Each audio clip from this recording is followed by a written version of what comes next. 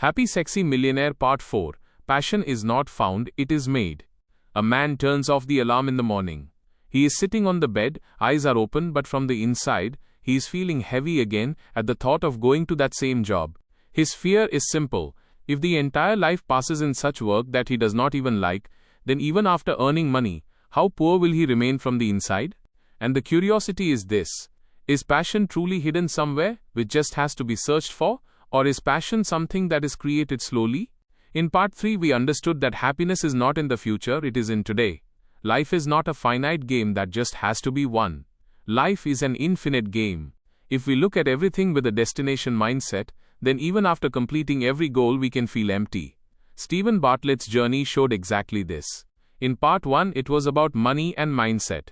In part 2 there was childhood shame and the fire of success. In part 3 there was present happiness and the trap of comparison. Now part 4 takes us inside career and passion. Because happiness is not connected only with home, money and relationships. It is also deeply connected with our daily work. A human spends a major part of their day in work. If that very work is eating them up from the inside, then balancing the rest of life becomes very difficult. Many people say, I do not like my job, but what to do, this is what is normal. Slowly, society has given unhappy work the name of maturity.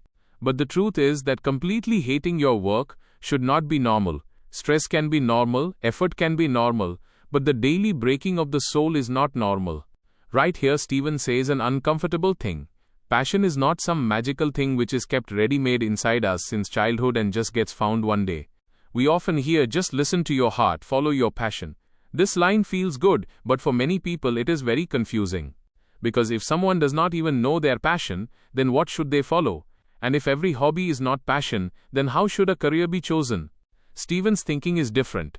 He says that passion many times is not found, passion is created.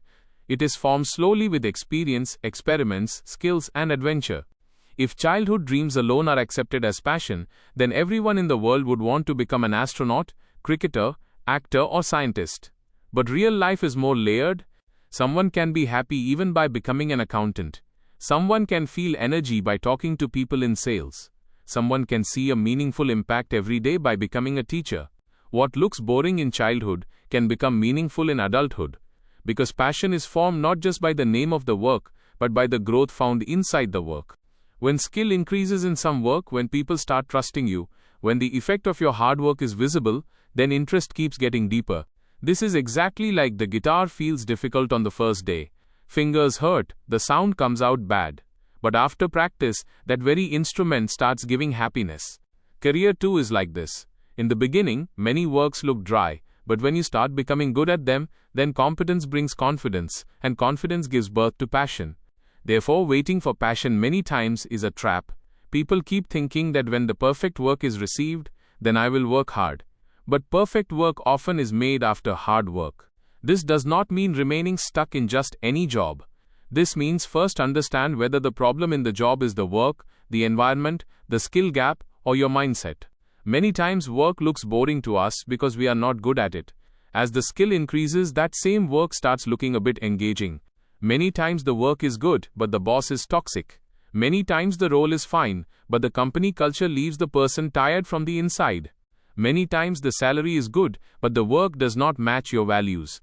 And many times passion is present, but due to not having boundaries, burnout happens. Therefore, Stephen draws attention toward 5 things. Any work should be engaging, social, achievable, healthy and limited. From these very elements, passion becomes sustainable. Engaging means that your attention is held in the work. It should be such that you return to it not just for the salary but for interest and curiosity too.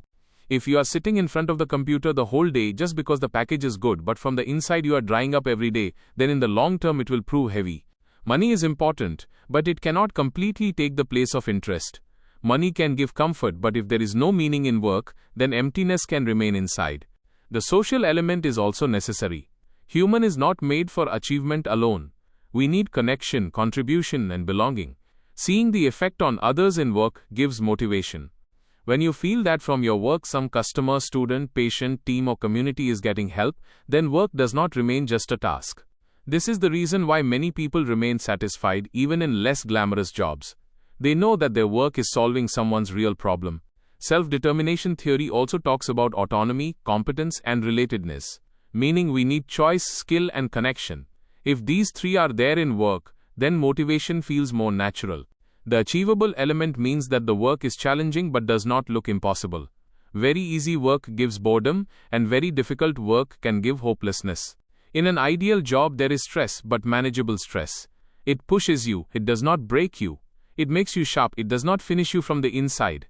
People often fear stress. They feel stress means unhappiness. But every stress is not bad. The correct level of stress can bring growth, focus, and excitement. Just like resistance builds muscles in the gym, similarly the correct challenge builds skill in work. But too much weight gives injury, and too much workload gives burnout. Steven's example of being a CEO shows this very point. People can think that being a CEO is only pressure, but for him, it also brought work freedom and control. When a human understands the direction of their work, keeps a little control over their time, and sees the impact, then responsibility too starts looking meaningful. The healthy element is equally necessary. If the workplace is toxic, then even a dream role can become a nightmare. People, culture, and respect influence work satisfaction a lot. Many times a person thinks that they do not like the work, whereas actually the surroundings are breaking them. Toxic comments, politics, and disrespect suppress passion. Therefore, passion is formed not just from the role but from the environment too. The right people, clear communication, and a learning culture make work more human. The limited element is ignored the most. People give their whole life to work in the name of passion, then slowly that very passion becomes pressure. Work is important, but life is not just work. Family, health, rest, friends, hobbies, silence, and personal growth are equally important. If your work is always eating your sleep, relationships, and mental peace, then whether it looks like a dream job, it will create imbalance from the inside. In part 3, we said that life is an infinite game. In an infinite game, one has to live not just to win, but to stay and play well. That is why look at passion too like an infinite game. Today there is interest, tomorrow skill will increase, then the role will change, then purpose will deepen. This is an evolving journey. The destination mindset says, when the dream job is received, then I will be happy. The infinite mindset says, how do I create learning, meaning, and boundaries in today's work? Many people accept leaving a job as passion, but passion is not always found in a resignation letter. Sometimes it is found in doing that same work in a new way. You can ask for more autonomy in your current role. You can learn a new skill. You can come out of a toxic space. You can start a side project. You can do small experiments. The first step to create passion is clarity. You will have to see which tasks give you energy, which tasks drain you. The second step is skill. In the work in which there is a little interest, practice in it. Mix interest with skill, only then can it become a long-term passion. The third step is contribution. Ask, whom does my work help? If the answer is not clear, then try to connect your work with people's real problems. The fourth step is environment. The right people grow you. The wrong people shrink you. In a career, culture is many times more important than the company. The fifth step is boundaries. The passion that burns your whole life can become an addiction, not passion. Love the work but do not lose yourself. In Stephen Bartlett's story, this very pattern is visible. He chased success, then understood that achievement alone is not enough. Now it is about meaningful work and a balanced life. Passion does not mean excitement every day. Passion means that even on difficult days you feel, this path means something to me. In every job there will be boring tasks. In every business there will be pressure. In every creative work, doubt will come. But if the core is meaningful, then a man can rise back up. Therefore, do not fear seeing a little stress from your work. Ask, is this stress growing me or slowly breaking me? If the stress is the one that gives growth, then take it like training. If the stress is toxic, then do not tolerate it your whole life calling it normal. Today, lakhs of people are unhappy just because they have understood passion as a lottery. They feel one day suddenly a perfect career will be received. But real passion demands action. It is formed from small experiments, uncomfortable learning, and repeated practice. The first steps have to be taken without a guarantee. If you want happiness in your work life, then do not see just money. See interest, impact, skill, health, and boundary too. Because the work which drains you from the inside even after giving you a lot of money can prove to be a costly deal in the long term. And the work which slowly gives you skill, respect, connection, and meaning might look simple from the outside, but can make you rich from the inside. The message of part 4 is just this: passion is not a hidden treasure anywhere. Passion is a garden which has to be grown with curiosity, practice, people, and patience. Now the question is, if passion can be made, then what about love and relationships? Can an ambitious person truly remain fulfilled by sacrificing love? In the next part, the story will go right there, where after success and passion, Stephen will tell us why, without human connection, no achievement feels complete.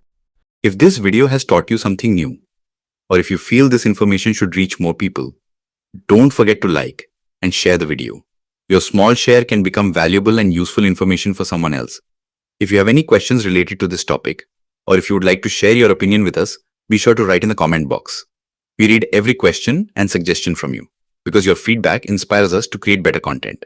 And if you want to keep receiving such interesting and reliable information about business, the economy, and the world in the future, then don't forget to subscribe to our channel GRT Business and also press the bell icon so that you get notifications of every new video directly. At GRT Business, we always strive to provide you with accurate, balanced, and reliable information. Our news and analysis are prepared based on information obtained from various news agencies, public sources, and public opinion. We make every effort to verify and validate each fact as much as possible. But in case of any possible error or dispute, the responsibility lies with the respective sources. Our only aim is to present you with a correct and trustworthy perspective so that you can understand any topic better.